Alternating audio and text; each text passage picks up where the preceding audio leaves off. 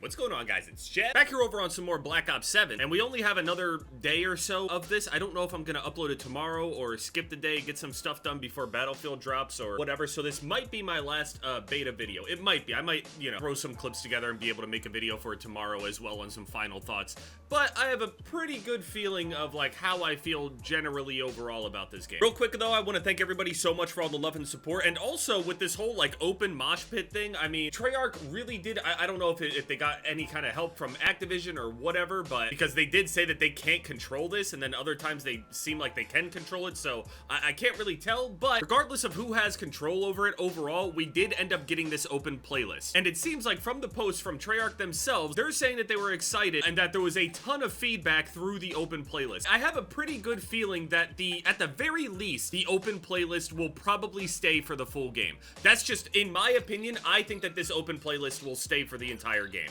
With that said though, I don't think that that's enough of a victory, but they might take it even a step further. I feel like every single casual mode should have this. Now, I've had this position for years at this point. It's no different before and after experiencing this playlist. This playlist is exactly what I expected it to be. A mixture of experiences. It's not just complete Stompfest. I feel like I have played this beta more than any other beta previously. Playing this game without the matchmaking fatigue is like a completely different experience. Hard point. What the fuck is that guy doing? Report Jev. What did I do? I killed one guy hiding in a corner when I have a UAV, and now I'm getting reported? Jev got wall. I got the clip. Hey, get that one too, buddy. Some people are just good. Dude, this Razor. What was this spawn? Hold on, let me see this. Oh, that is I was in my spawn hiding. Nobody can see me. He pre-aimed me without UAV. Can you prove I didn't have UAV? I got Ghost. You're right, man. You got me. Actually, I had walls right there. And I wasn't even moving. He says I have Ghost and that I wasn't moving. You do realize that Ghost stops working when you stop. Brother, Ghost stops working when you stop moving. Can't just sit there.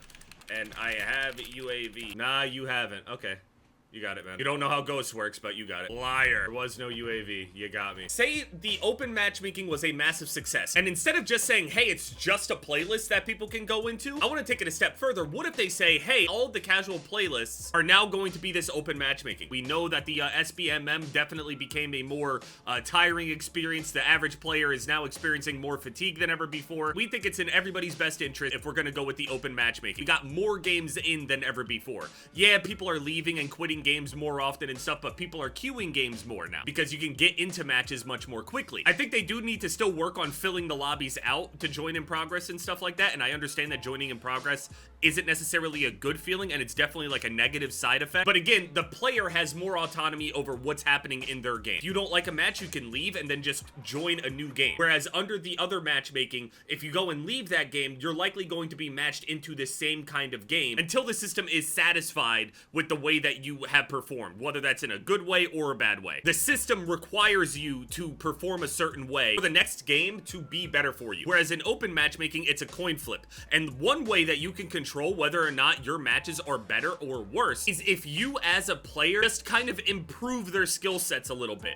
And also getting experience from other players of different skill levels does help you get better overall. You don't get better by playing people that are just as good as you or worse than you. You get better at the game by playing against a mixture of people and learning what to be looking out for and how to distinguish who is good and who isn't. One thing that SBMM did was erode the common experience between players, and it has destroyed our communication between each other because we don't have the same experiences. We don't have the same matches. So we all operate in a different reality when we're playing. Whereas open SBMM is just one reality. If you're not good, you're likely going to lose a lot. But as you get better, you will see that improvement. Whereas in the SBMM playlist, you don't see that improvement because each and every single game is made in a way to be a hard-fought battle. You don't see that progress. You don't get the dopamine hit from actually improving. So it feels like you don't even need to improve. Skill-based matchmaking makes it so you can't really see what you have done. You can't see how far you have come. Now, a lot of people don't care about that, which I absolutely understand, but you really don't care about Call of Duty in the end anyway, right? You just got other games to play. You're a casual player. You got other things to do with your your life, right? So it just kind of is what it is. But every time you play, you can get better, and you do get better. Now, what I think is going to happen here, if this does happen in any capacity, if they just keep the playlist, if they go completely across the board, I feel like they have to go across the board in order for them to actually even stand a chance against this Battlefield shit, optically anyway. And even then, I think they still lose optically anyway. I still think that, you know, Black Ops 7 is probably going to sell more. I don't think that Battlefield is going to have, you know, 30 million copies or 20 million copies. I just don't see it. Not within the same amount of time that Call of Duty usually does anyway. And even going and looking over at like the pre-order things on like the Steam charts and over on consoles and stuff like that, Call of Duty and Battlefield are both right at the top. They've traded spots depending on the week or whatever. My greatest fear, sorry, it's taking so long for me to get to this. My greatest fear is that they spend an entire year basically honey-dicking us this entire time where we get that no SBMM experience for this entire game. I fear that we go through an entire year of this game, and then when Modern Warfare 4 drops, we go completely back on everything that we have done. I'm fear, and I can almost guarantee that I know for a fact that they are putting all of their eggs into the Modern Warfare 4 basket. We're gonna try to have Infinity Ward save the entire thing again. I have a feeling that Modern Warfare 4 will be a step up the same way that Modern Warfare 19 was a step up over all of the previous games. I think the feeling will change overall. The general design will change overall. I feel like we'll go through an entire year enjoying this shit, and then come Modern Warfare 4, they're gonna turn back on everything. They're gonna bring the pace down. The game is gonna become really campy and quote realistic, super visceral, probably visually really, really nice looking. Imagine Modern Warfare 2019 2.0. And a lot of people really loved what they did to the series at that time. I think they'll go back to that design philosophy along with the skill-based matchmaking philosophy. Remember, Modern Warfare 2019 was the beginning of the end for multiplayer at the time. Multiplayer is finally in a good spot. We're gonna end up having probably one of the best, most like player receptive years of all time into one of the worst communications and complete death of multiplayer all over again. I can see it now. I already see it. They're gonna go in the complete opposite direction. And then they'll be able to use Black Ops 7 low selling numbers in comparison to other years anyway, because we already know it's optically doomed. But of course they implement it on a game they know is going to struggle. Yeah, that's my prediction though. My fear is that we're gonna have one of the best multiplayer years filled with content, all of that shit, and then going into Modern Warfare 4, we'll have less maps, less content, slower gameplay. They're gonna walk back this matchmaking stuff, and then they'll be able to pin BO7's low performance overall onto the open or no skill-based matchmaking kind of design.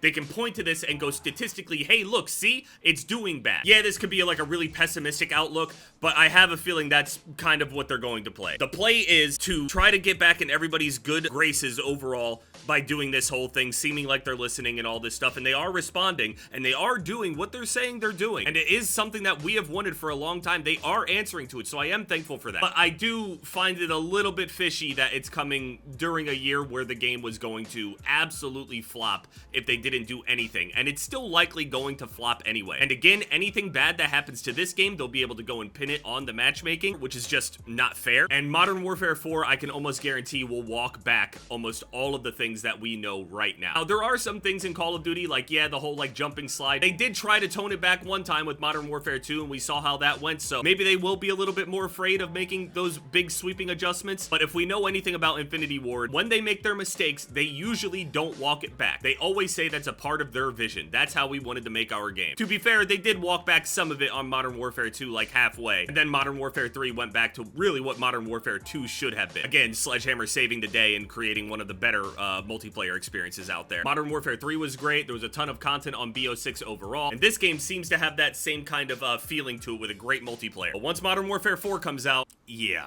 I got a bad feeling. Let me know what you guys think down in the comment section. Do you think Activision would do it that way? Like basically flip it around on us after a year, or what? They do have to do something drastic. It doesn't even need to be good. Just needs to be able to create some kind of discussion. And people will check it out, especially if it's real shiny and pretty looking and everything. Yeah, you get the gist of it. It's been a fun beta. I had a way better time than I thought I would. Past all the jokes about, you know, hiding your opinions of the game or whatever, I had a good time overall. I'm a multiplayer guy. This is a solid multiplayer. I enjoy the multiplayer. The wall jumping, I'm still kind of mixed on it. I don't hate it. I don't love it. It's just, it's there. I don't mind it. I don't care if I have to play with it for an entire year. I don't know about all the next years going up, but it's been fun. There's a lot of other alternatives and stuff as well right now, so we'll see how everybody is feeling after being on Battlefield for like a month or so before BO7 comes out. We'll see if, you know, maybe that fatigue will set in there, because usually people have like a week, 2 week kind of fatigue thing going on, depending on if you're higher or lower skill or if other games come out or whatever. About 2 weeks weeks or so, we'll probably start noticing all the cracks and problems with the game and all that other stuff. And maybe some people will be itching to play some Black Ops 7 by that time. Or it could be the complete opposite. It could be absolutely amazing, and the launch of BO7 is absolutely abysmal. But I'm also not going to try to give EA way too much credit about their launch either. Betas have been great. It was a ton of players. The servers held up. But I'm not going to sit there and assume that the live game will be the same thing.